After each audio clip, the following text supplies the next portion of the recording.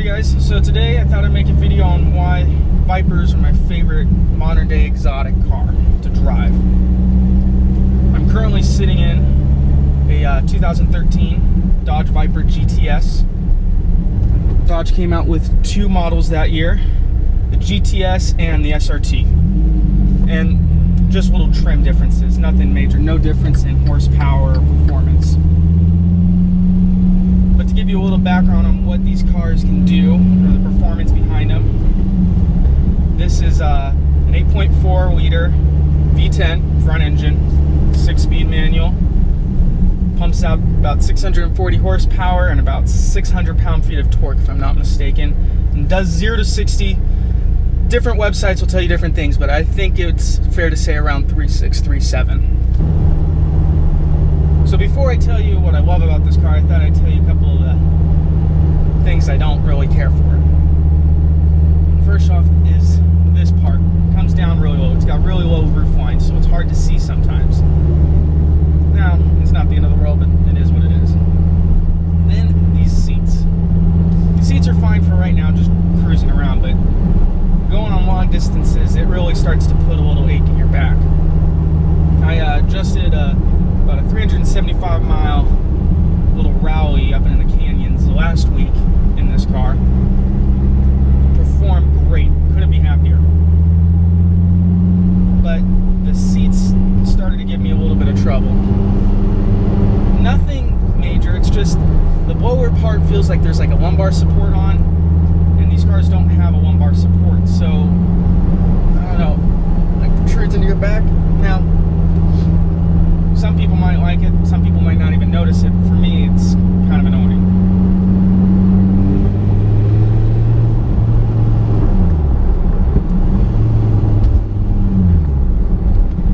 Then there's always the problem of it being a Chrysler. And what I mean by that is Chrysler doesn't have exactly the most, how would you say, reliable cars, or best built. I took this into the dealership, what was it, about 2 months ago, and it had 4 recalls. Nothing major. It wasn't like you had to put a new engine in it, or the suspension was bad, or the brakes were going faulty, nothing like that. I think there was something with the seat, something with the dash, I forget what all of it was. And on top of that, I had to have them redo the windshield, or I'm sorry, not the windshield, the window in the driver's side, so it's making this awful noise. But I think you kind of need to know that when you go into buying a Chrysler product.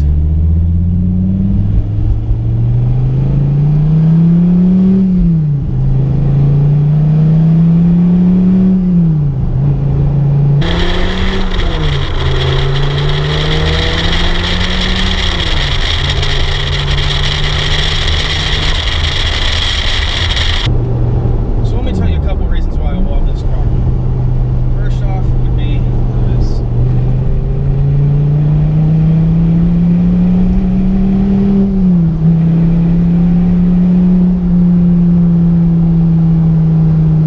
Yeah, it sounds great.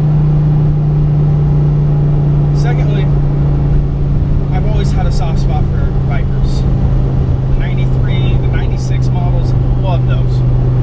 So, I have to admit, I am partial to Vipers. Third, it's just a good American car. I mean, big engine in the front, manual transmission, that's how I like it. Rear wheel drive. Yeah, it could get a little squirrely at times, but that's part of the drive.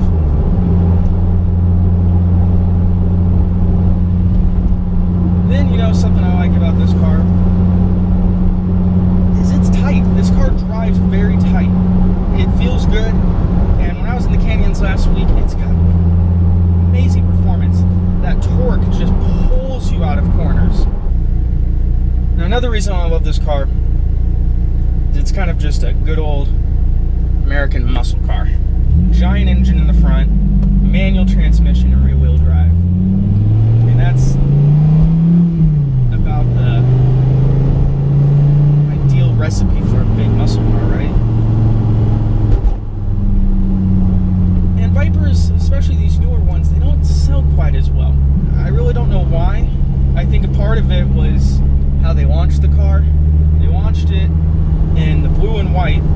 fine, but they launched it with the old rims, the rims that they had on, I believe it was, what, 2011s, whenever the last year of the last generation was made. It's the exact same wheels, which kind of didn't look great. Then they pumped a ton of them out. I really think that was part of it. And on top of that, these things were expensive new. $140,000, where I think they're now, what, 90,000 is where they're starting? 100,000, something like that. Which kind of sucked. This is a 13, so I paid $140 for it. But Dodge did good on that. They ended up giving everybody, I think, at least for me, they gave me a $20,000 coupon towards any other Dodge Viper. Well, that's what kind of got me to buy the ACR. Now, I would be driving the ACR, but it rained yesterday and it's down at the warehouse, so I couldn't drive that up. That's why I'm driving this. But don't get me wrong, I love this. This is kind of my Thrasher, if you would.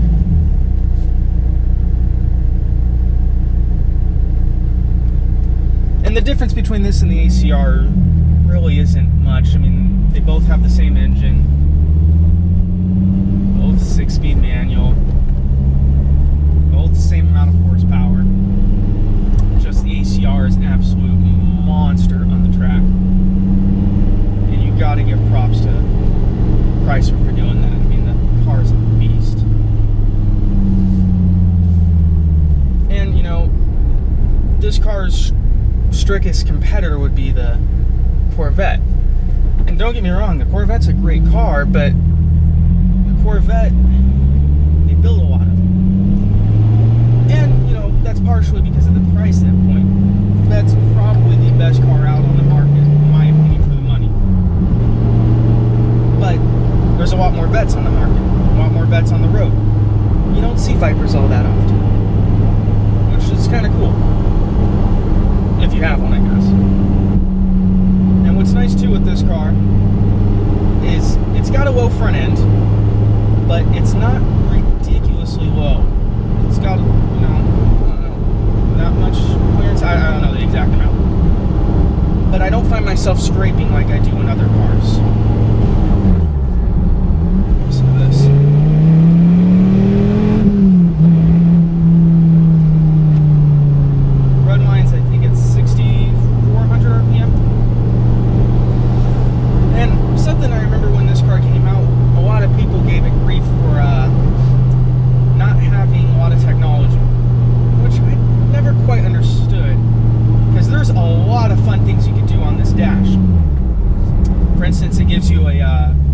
Horsepower you're using gauge. It will give you your quarter mile time, your 1/8 of a mile time it can do, your 0 to 60 time. It will do, I believe it is, let's see, I think it's all of your torque and all that stuff, obviously, your engine hours.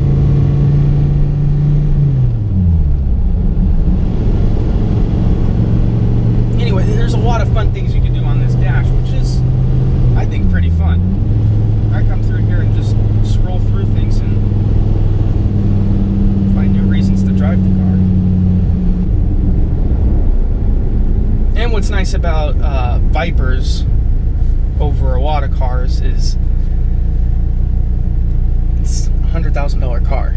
So if something goes wrong, now, it's not like I'm driving it like an idiot and expecting something to go wrong, but if something does go wrong, it's a replaceable car.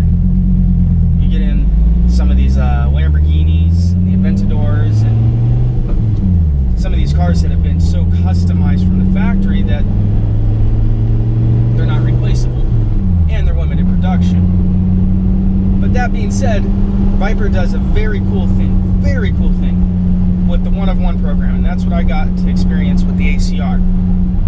You get to design your car however you want, and then throughout its production, they a thing called the Viper Concierge takes photos of your car and posts them online, and you get to view them.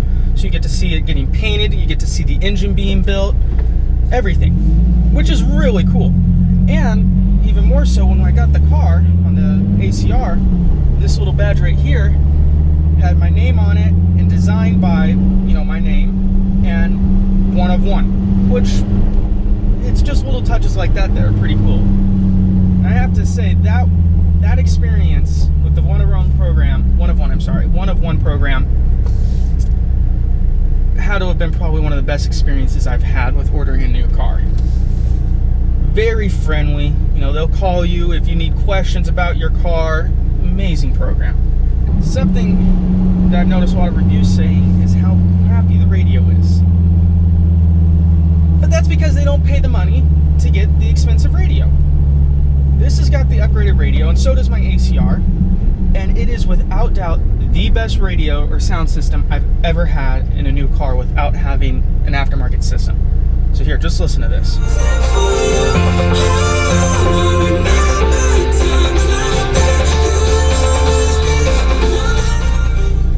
I mean, it sounds great. It's not like how some of these people say it sounds like an iPhone speaker. It sounds amazing. Here.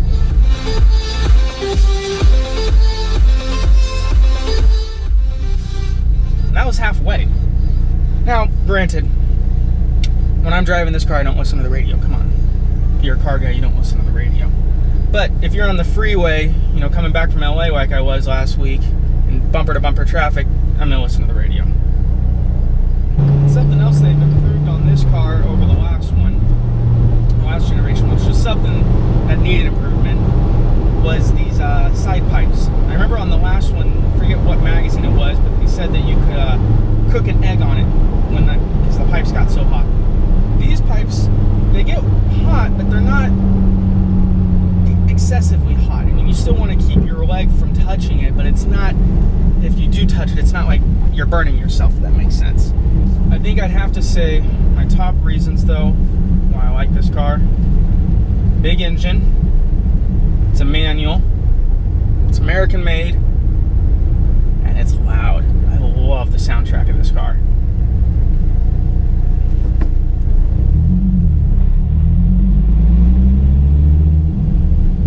Anyway, I'll have another video up maybe in the next week or two of the differences between this and the ACR.